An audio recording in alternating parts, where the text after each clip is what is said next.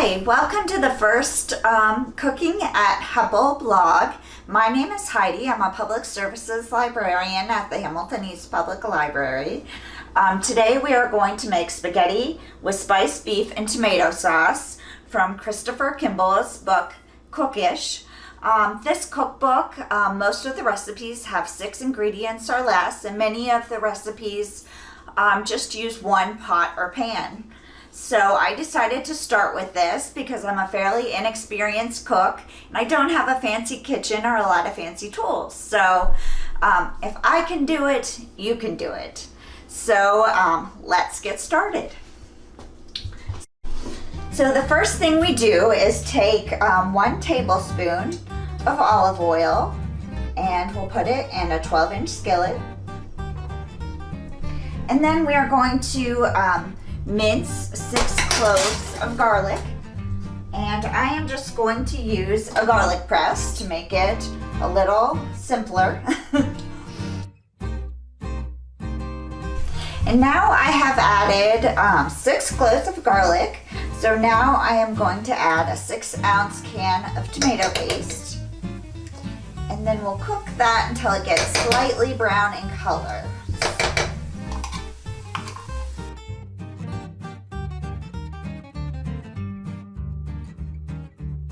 And we'll stir this in, wait till it gets a little brown in color, and then we'll add some cinnamon and allspice. I'm going to go ahead and add the cinnamon. We want 1½ teaspoons of cinnamon. Well, that's probably a little bit more than we needed. And then we need a ½ teaspoon of allspice.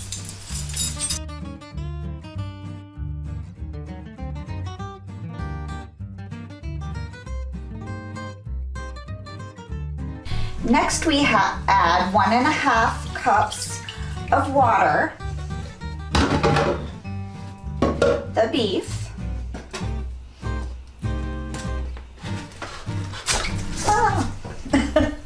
whoops, and the beef, and then we're going to add 1 teaspoon salt, and then a ½ teaspoon pepper. I'm just gonna put some pepper in here. Then we are going to simmer while breaking up the meat.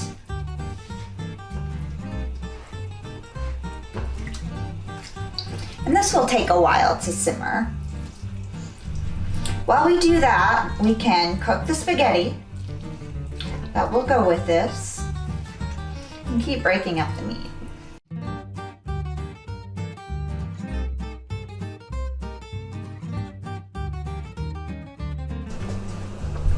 Okay, so we'll cook the spaghetti for 11 minutes as the sauce continues to simmer and thicken. It smells really good. So I've cooked the spaghetti and the sauce has been simmering about 15-20 minutes. So now I'm going to add the sauce to the spaghetti.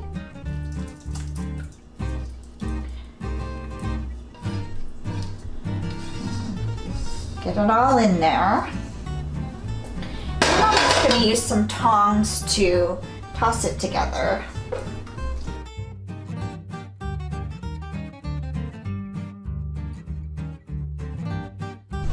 There are some optional garnishes: fresh oregano, fresh mint, chopped tomatoes, sliced olives, or crumbled feta. So I have